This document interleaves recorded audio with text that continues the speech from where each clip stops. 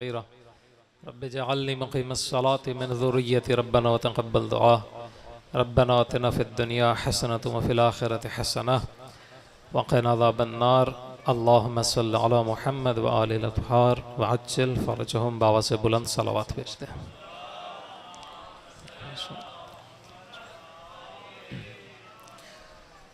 اعوذ باللہ من الشیطان اللعین الرجیم بسم اللہ الرحمن الرحیم الحمد للہ رب العالمین والصلاة والسلام علی سید الخلائق اجمعین حبیبنا و حبیب الہ العالمین خاتم النبیین و سید المرسلین شفیع المذنبین و رحمت للعالمین ابی القاسم محمد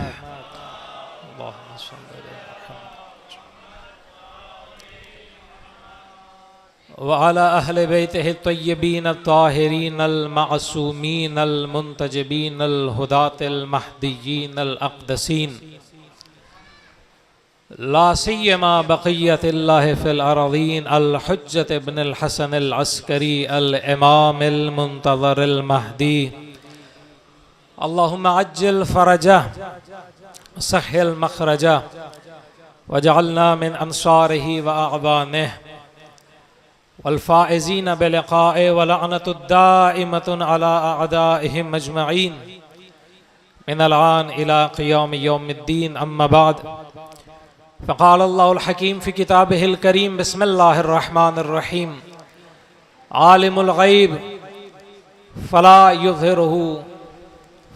يظهر على غيبه أحدا إلا من ارتضى من رسول بآواز بلند صلوات بھیجتے ہیں.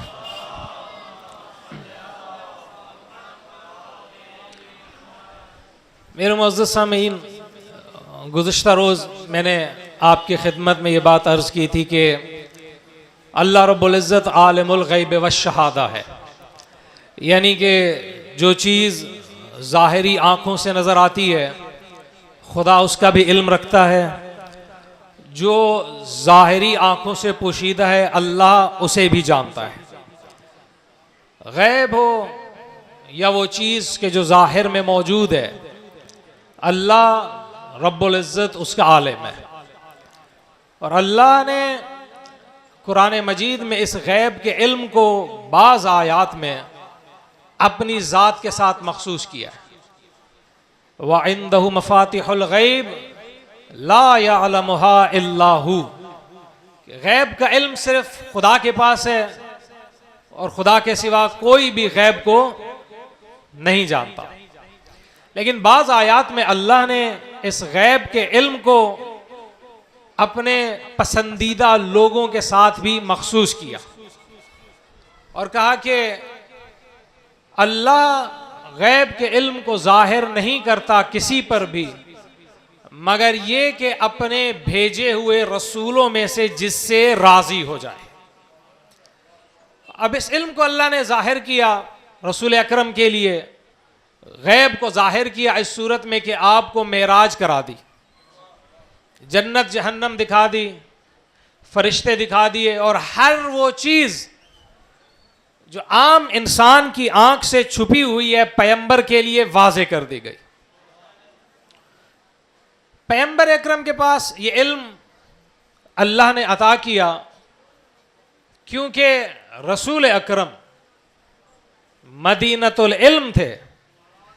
آپ نے اپنا تمام تر علم باب العلم علی کو عطا کیا. تو غیب کا جو علم تھا، جو چھپی ہوئی چیزوں کا علم تھا، وہ اللہ کے رسول نے علی کو عطا کیا. یہ اس علم کا کمال تھا کہ علی منبر سلونی پر بیٹھے اور کہا کہ آؤ علی سے پوچھو، سلونی سلونی قبل ان تفقدونی، آؤ علی سے پوچھو. کوئی شخص زمین کے رستے اتنا نہیں جانتا جتنا علی آسمان کے رستے جانتا ہے. تو امیر المومنین عالم الغیب ہو گئے اور اس کی مثالیں مولا کی زندگی میں بھری ہوئی ہیں. جب امام نے یہ دعویٰ کیا کہ آؤ مجھ سے پوچھو، علی سے آگے سوال کرو، علی تمہیں زمین و آسمان کی خبریں دے گا۔ تو ایک شخص اٹھا، کہنے لگا کہ یا علی بڑا دعویٰ ہے آپ کو، بہت بڑا دعویٰ ہے کہ جو چاہو علی سے پوچھو، یہ بتائیں۔ اب علی کی مظلومیت دیکھیں کہ علی جیسا عالم اور سوال کس طرح کے۔ کہا کہ یا علی سلونی سلونی کا دعویٰ ہے، یہ بتائیں کہ میرے سر اور داڑھی کے بال کتنے ہیں، میرے سر اور داڑھی کے بال کتنے۔ فرمایا کہ اگر میں بتا بھی دوں، گن کر عدد سے بتا بھی دوں، تو کوئی ہے جو میرے دیے ہوئے عدد کی تصدیق کرے؟ لیکن امام نے کہا ایک خبر میں تجھے دیتا ہوں، اور وہ خبر یہ کہ تیرے گھر کے اندر ایک بچہ پل رہا ہے جو بڑا ہو کے جو میرے حسین کو قتل کرے گا۔ بالکل وہی امام کی پیشین گوئی صحیح ثابت ہوئی۔ یہی غیب کا علم جب مولا کائنات نہروان میں گئے تو نہروانی آپ کے سامنے آئے، اور جب مولا نے دیکھا کہ کوئی چارہ باقی نہیں رہا سوائے جنگ کے، تو آپ نے اپنے لشکر کو مخاطب کیا۔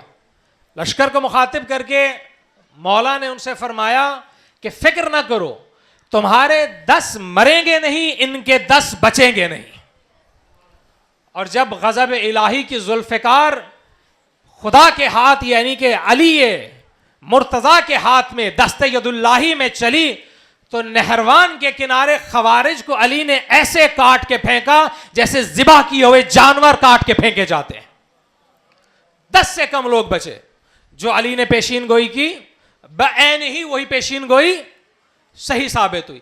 علی کے بعد یہ علم مولا کائنات نے اپنی اولاد میں منتقل کیا۔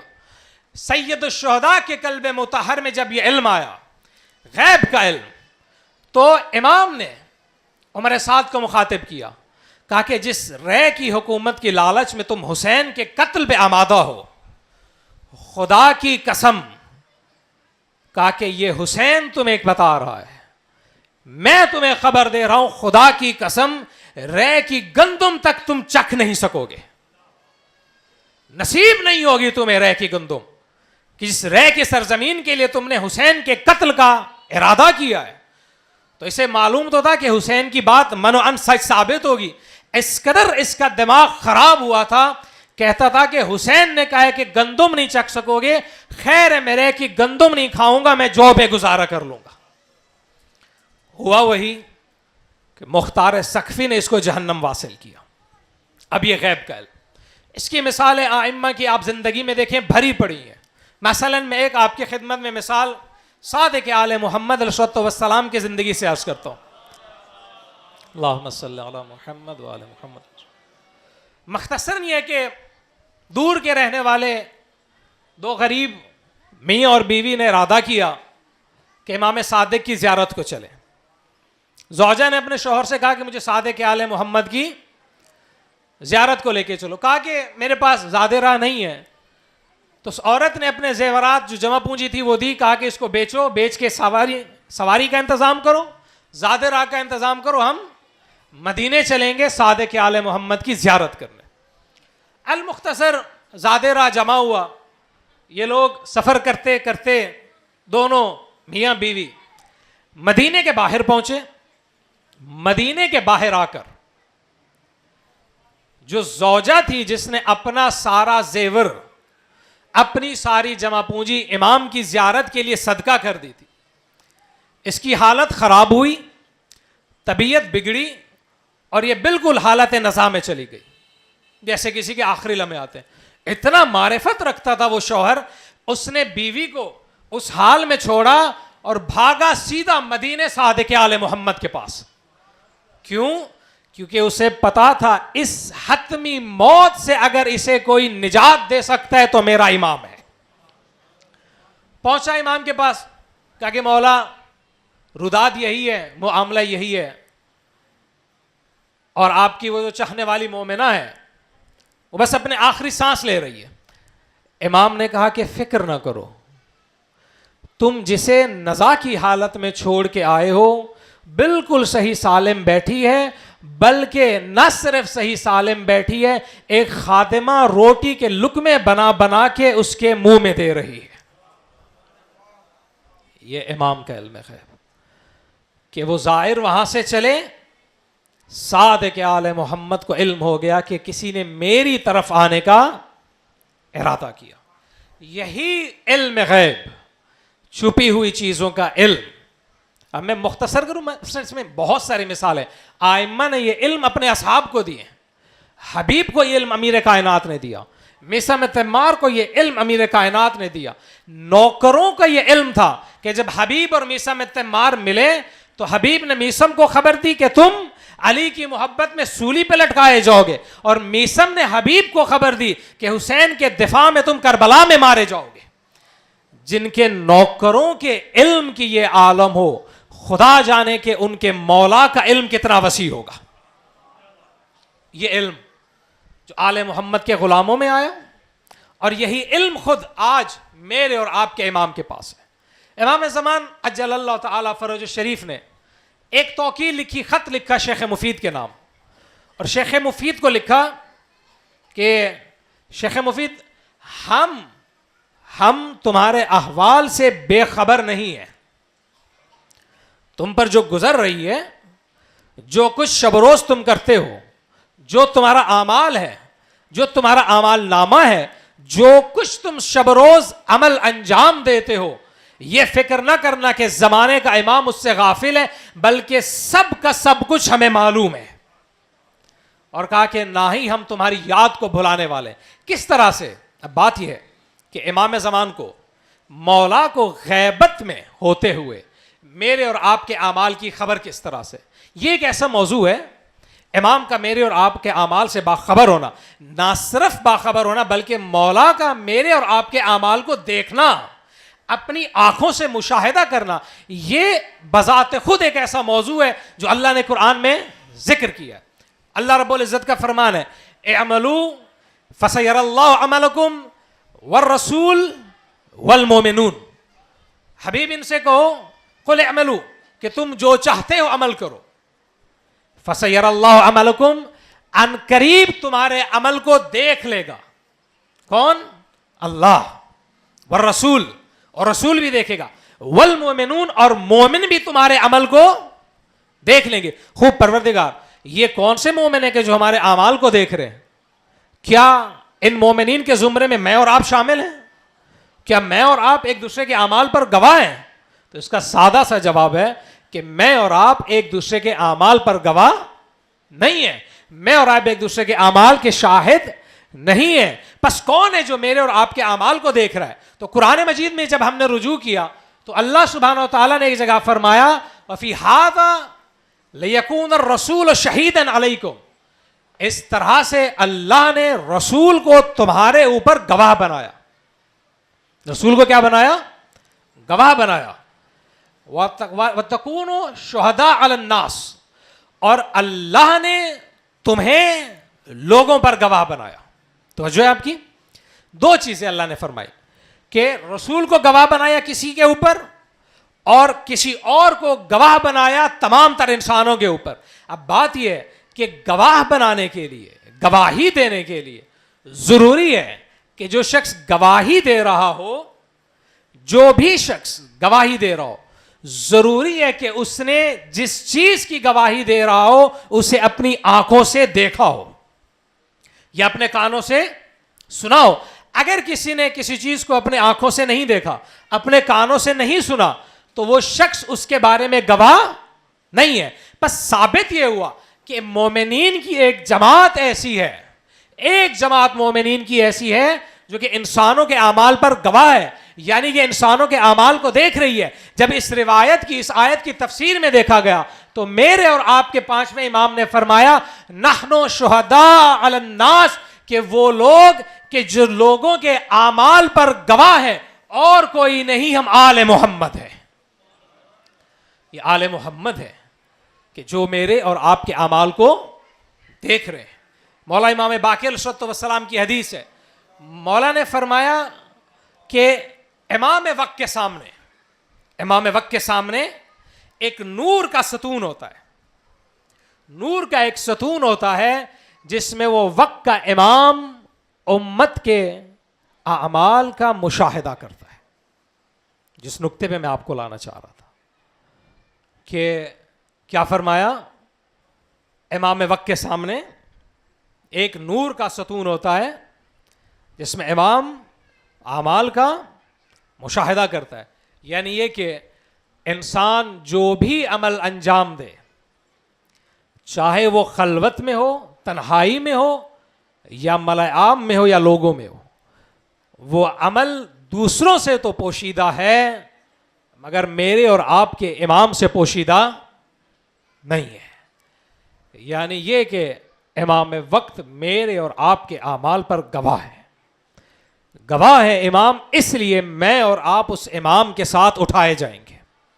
قرآن میں آپ غور کریں تو اللہ نے فرمایا کہ یوم ندعو کل اناس بامامہم، کہ اس دن کو یاد کرو کہ جس دن ہم ہر انسان کو اس کے امام کے ساتھ بلائیں گے. کیوں بلائیں گے؟ تاکہ امام اس شخص کے اعمال پر آ کر گواہی دے کہ اس نے نیک اعمال انجام دیے یا بد اعمال انجام دیے. اب ہر شخص ہم میں سے، مجھے اور آپ کو اس چیز پر غور کرنا چاہیے کہ میں اور آپ اپنے وقت کے امام کو کیا اعمال دکھا رہے ہیں. امام رضا علیہ السلام کی حدیث ہے، درود بھیجتے مولا کی ذات پہ، اللہم صلی علی محمد وعلی. میرے اور آپ کے 8ویں امام ابو الحسن علی ابن موسیٰ رضا علیہ السلام کی ایک حدیث ہے. مولا یہ فرماتے ہیں کہ ہر جمعرات کو انسانوں کے، تمام تر انسانوں کے نامہ اعمال لکھ کر فرشتے وقت کے امام کی حجت خدا کی خدمت میں پیش کرتے ہیں. اب جب بھی امام زمان کی خدمت میں میرے اور آپ کے اعمال پیش کیے جائیں گے، سوال یہ پیدا ہوتا ہے جو مجھے اور آپ کو ہر ایک سے پوچھنا چاہیے، کیا ہمارے اعمال ایسے ہیں کہ امام ان اعمال کو دیکھ کر راضی و خوشنود ہوں، یا مولا ہمارے ان اعمال کو دیکھ کر ناراض ہوں؟ کیا ہم نے اپنے اعمال سے اپنے وقت کے امام کو راضی کیا ہے، ان کے دل کو ٹھنڈک دی ہے، یا ہم نے اپنی بدعمالیوں سے امام کے دل کو رنجیدہ کیا ہے؟ یہ سوال ہر کسی کو اپنے آپ سے پوچھنا چاہیے. اور بالخصوص ان ایام عظام میں کہ جب امام زمان اجل اللہ تعالیٰ فرج شریف کا قلب مطہر انتہائی رنج کی حالت میں، مجھے اور آپ کو چاہیے کہ ہم اپنی بدعمالیوں کی وجہ سے امام کے دل کو مزید رنجیدہ نہ کریں.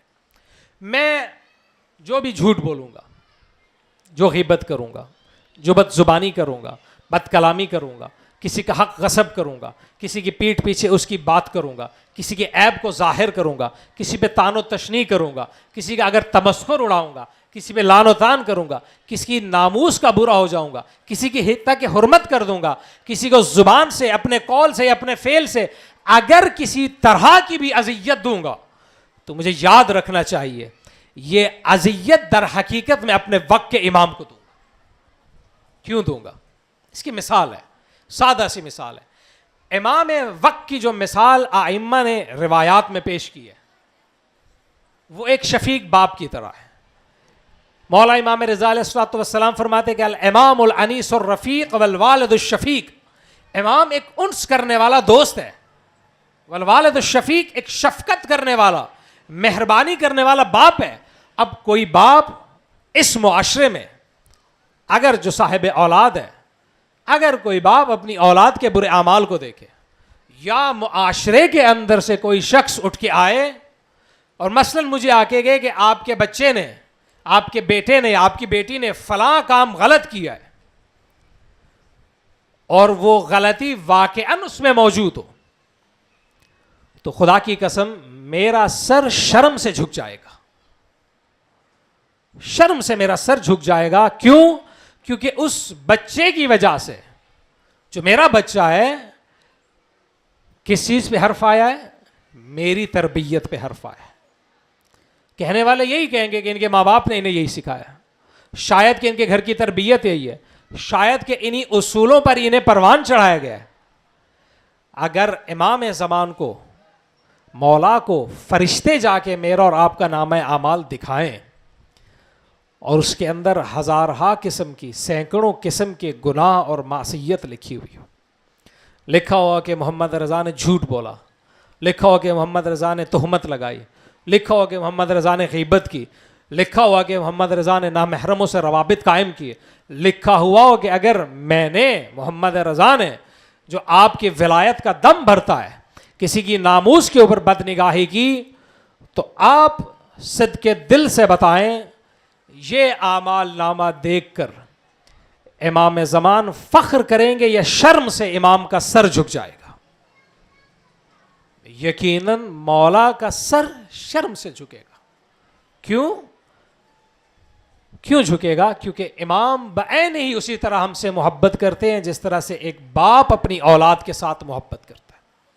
بلکہ چھٹے امام کی حدیث ہے، مولا یہ فرماتے ہیں کہ خدا کی قسم ہم تم پر تمہاری جانوں سے بھی زیادہ مہربان ہیں، تمہاری جانوں سے بھی زیادہ مہربان ہے، یعنی کہ تم لوگ اپنے نفوس پر، اپنی جانوں پر اتنا ترس نہیں کھاتے جتنا ہم آل محمد تمہارے اوپر ترس کھاتے ہیں۔ بس ایسے مہربان امام کو، میرے معزز سامعین، انسان کوشش کرے کم از کم اپنے اعمال سے کچھ ایسا انجام نہ دے کہ امام وقت کے دل کو اذیت ہو۔ امام صادق کی حدیث ہے، مولا نے اپنے شیعوں کو مخاطب کیا، کہا کہ شیعہ تو نہ، اے ہمارے شیعوں، ہمارے لیے زینت کا باعث بنو، ہمارے لیے باعث ننگ و عار اور شرمندگی نہ بنو، کہ کل کلاں کوئی شخص معاشرے میں تمہاری روش دیکھے اور تمہاری روش دیکھ کے وہ شخص یہ کہے کہ یہ صادق آل محمد کا شیعہ ہے اور کتنا ہی اس کا کردار برا ہے۔ بس امام کے وقت کے امام کو میں نے آپ کی خدمت میں عرض کی کہ مولا میرے اور آپ کے اعمال پر ناظر ہے، امام میرے اور آپ کے اعمال کو دیکھ رہے ہیں، مولا مشاہدہ کر رہے ہیں۔ کل ہم روز قیامت انہی اعمال کے ساتھ اٹھائے جائیں گے، بالکل انہی اعمال کے ساتھ اٹھائے جائیں گے، اور امام بھی گواہی دیں گے۔ اور امام اس چیز کو یاد رکھیے گا کہ مولا کوئی جھوٹی گواہی نہیں دیں گے، جو کچھ ہم کر چکے ہوں گے وہی امام گواہی دیں گے۔ اور اگر کوئی شخص چاہتا ہے کہ روز قیامت امام کی گواہی ایسی ہو کہ وہ اہل محشر میں رسوا نہ ہو، یہ جو غیب امام کے سامنے ظاہر ہے، میں نے کہا نا کہ میرے اور آپ کے اعمال اہل دنیا سے پوشیدہ ہیں۔ میں اگر چھپ کے کسی کمرے میں کوئی گناہ اور معصیت کا کام انجام دیتا ہوں تو وہ میں لوگوں سے چھپا سکتا ہوں مگر امام سے نہیں چھپا سکتا، کیونکہ امام کی آنکھ کوئی معمولی آنکھ نہیں ہے، امام کی آنکھ عین اللہ ہے، عین اللہ ہے، یعنی کہ جس طرح اللہ کی آنکھ سے کائنات کے اندر کوئی بھی چیز پوشیدہ نہیں ہے، بعین ہی وقت کے امام کی آنکھ سے اور اس کی نگاہ سے کوئی بھی چیز پوشیدہ نہیں ہے۔ چاہے انسان ہزارہا دروازوں کے پیچھے چھپ کے بیٹھ جائے، وقت کا امام اسے دیکھ رہا ہے۔ بس اگر کوئی شخص چاہتا ہے کہ وقت کے امام کی نگاہ میں عزت پیدا کرے تو اسے چاہیے کہ اپنے عمل کی اصلاح کرے، کار خیر انجام دے، جو کچھ برائیوں میں سے اس کے دامن میں موجود ہے ان برائیوں سے انسان تائب ہو جائے۔ یہی غیب کا علم، عزادارو، یہی غیب کی خبر ایک مرتبہ جبرائیل نے آ کے اللہ کے رسول کو دی۔